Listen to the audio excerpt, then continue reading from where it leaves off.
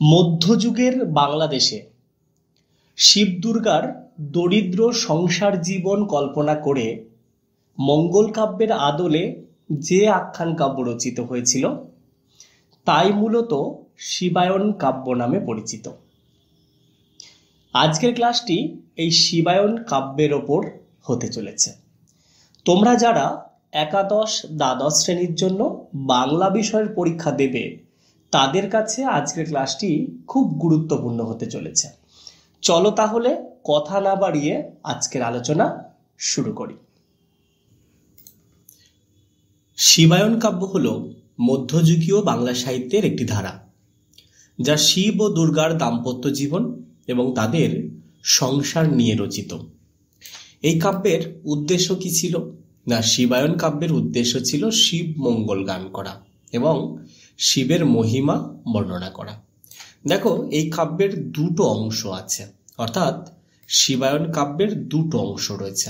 প্রথম অংশে পৌরাণিক শিবের মহিমা কীর্তন করা হয়েছে, আর যদি দ্বিতীয় অংশ আমরা দেখব কৃষিজীবী শিবের প্রাত্যহিক সংসার জীবনকে এখানে তুলে ধরা হয়েছে।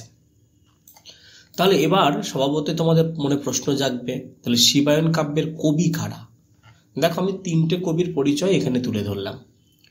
শিবায়ন কাব্যের প্রথম কবি হিসাবে যাকে ধরা হয় তিনি হলেন শঙ্কর কবিচন্দ্র।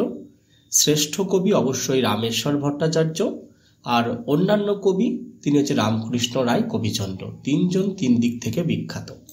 দেখো, শঙ্কর কবিচন্দ্র প্রথম কবি, রামেশ্বর ভট্টাচার্য শ্রেষ্ঠ কবি, আর শিবায়ন কাব্যের পূর্ণাঙ্গ বা স্বয়ংসম্পূর্ণ কাব্য রচনা করেছিলেন এই রামকৃষ্ণ রায়। এবার আমরা এই তিনজন কবির কবিকৃতিত্ব পাশাপাশি তাদের পরিচয় সম্পর্কে কিছু তথ্য জানব। প্রথমে আসি শঙ্কর কবিচন্দ্রের কথায়। শিবায়ন কাব্যের কবি পরিচয় আলোচনা করতে গেলে প্রথমে আমাদের আলোচনা করতে হয় এই শঙ্কর কবিচন্দ্রের কথা। শিবায়ন কাব্যের প্রথম কবি হলেন শঙ্কর কবিচন্দ্র। তার জন্ম পরিচয় যদি আমরা দেখি, জন্মস্থান হচ্ছে বাঁকুড়া জেলার বিষ্ণুপুরে তিনি জন্মগ্রহণ করেছিলেন। কোথায় জন্ম করেছিলেন? বাঁকুড়া জেলার বিষ্ণুপুরে। আর তিনি বিষ্ণুপুর রাজ গোপাল সিংহের সভাকবি ছিলেন। এবার আসি কাব্য পরিচয়ে। তার লেখা শিবায়ন কাব্যের সম্পূর্ণ পুঁথি পাওয়া যায়নি। তার লেখা শুধু কাব্যের একটা পালা, মৎস্য ধরা বা মাছ ধরা, এটা পাওয়া গিয়েছিল, যা বঙ্গীয় সাহিত্য পরিষদে এখনো রক্ষিত আছে। এবার এই পালাটির বা এই কাব্যটির রচনাকাল কত হতে পারে? যে পালাটি রক্ষিত আছে মৎস্য ধরা বা মাছ ধরা, পালাটি সম্ভবত 1680 খ্রিস্টাব্দে রচনা বলে মনে করা হয়।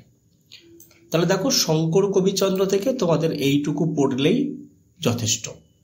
এবার আসি পরের কবি রামকৃষ্ণ রায় সম্পর্কে। আমি বলেছি প্রথম স্বয়ংসম্পূর্ণ শিবায়ন কাব্য লিখেছিলেন রামকৃষ্ণ রায় কবিচন্দ্র। আচ্ছা, জন্মস্থান কোথায়? হাওড়া জেলার আমতার কাছে রসপুর গ্রামে তিনি জন্মগ্রহণ করেছিলেন। আর তিনি মূলত সপ্তদশ শতাব্দীর কবি ছিলেন। তার পিতা ছিলেন কৃষ্ণ রায়, মাতার নাম রাধা দাসী। তাদের মূল পদবী ছিল দেব। এই যে রামকৃষ্ণ রায় যে কাব্যটি লিখেছিল সেই কাব্যের নাম শিবসঙ্গীত বা শিবমঙ্গল বা শিবায়ন, অনেকগুলো নাম ছিল। আর এই কাব্যের পালা ছিল 26টি, মানে কাব্যটি 26টি পালায় বিভক্ত। এই কাব্যটি কে প্রকাশ করেন? কাব্যটি দীনেশচন্দ্র সেন ও আশুতোষ ভট্টাচার্যের সম্পাদনায় সাহিত্য পরিষদ থেকে প্রকাশিত হয়েছিল। তাহলে রামকৃষ্ণ রায় সম্পর্কে তোমরা বিস্তারিত তথ্য দেখো এখানে পেয়ে গেলে। এইটুকুর মধ্যে সমগ্র অংশে রামকৃষ্ণ রায়ের পরিচয় তোমরা পেয়ে গেছো। আচ্ছা, এবার আমরা চলে যাচ্ছি পরের কবি রামেশ্বর ভট্টাচার্য সম্পর্কে আলোচনায়। দেখো, এই রামেশ্বর ভট্টাচার্য কে? না, শিবায়ন কাব্যের একজন খ্যাতনামা বা শ্রেষ্ঠ কবি হলেন রামেশ্বর ভট্টাচার্য। এই রামেশ্বর ভট্টাচার্য কোথায় জন্মগ্রহণ করেন? পশ্চিম মেদিনীপুরের ঘাটালের অন্তর্গত বাদা পরগনার যদুপুর গ্রামে তিনি জন্মগ্রহণ করেছিলেন। তার পিতার নাম লক্ষণ চক্রবর্তী, মাতার নাম রূপবতী।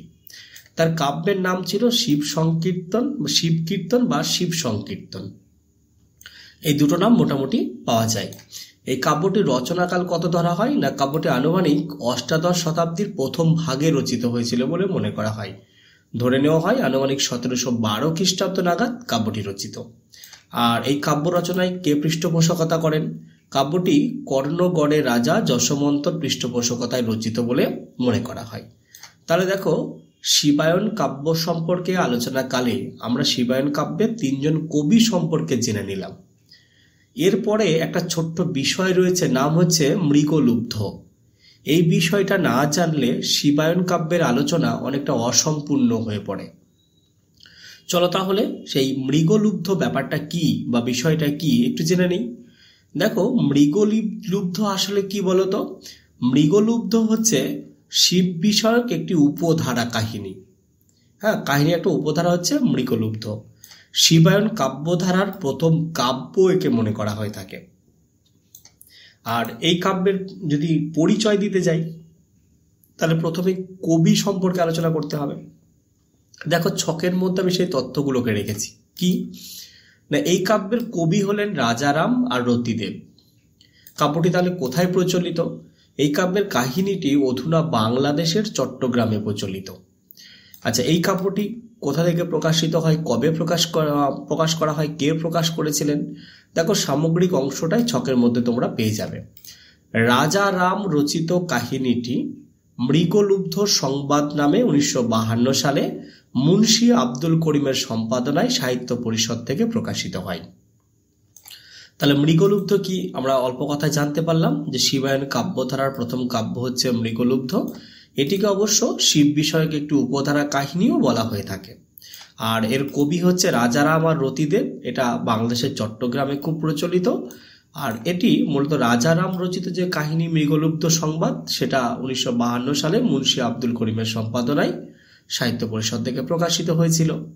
তাহলে এই হচ্ছে শিবায়ন সম্পর্কিত আজকের আলোচনা। এর বাইরে শিবায়ন থেকে তোমাদের পড়ার দরকার আছে বলে আমি অন্তত মনে করি না। আজকের এই আলোচনামূলক ক্লাসটি এখানে শেষ করলাম। ক্লাসটি তোমাদের কেমন লাগলো কমেন্টস বক্সে জানাতে ভুলো না। আর হ্যাঁ, যদি ক্লাসটি তোমাদের ভালো লেগে থাকে তাহলে অবশ্যই একটা লাইক করে বন্ধুদের মাঝে শেয়ার করে দাও। তোমার যে সমস্ত বন্ধুরা একাদশ দ্বাদশ শ্রেণীর জন্য পরীক্ষা দেবে তাদেরকেও এই ক্লাসটির কথা অবশ্যই জানিও। যাই হোক, দেখা হচ্ছে আগামী দিন আবারও অন্য কোনো নতুন আলোচনামূলক ক্লাস নিয়ে। ততক্ষণ তোমরা ভালো থাকো, সুস্থ থাকো। তোমাদের এই চ্যানেলকে ভালোবেসে চ্যানেলের সাথে জুড়ে থাকো।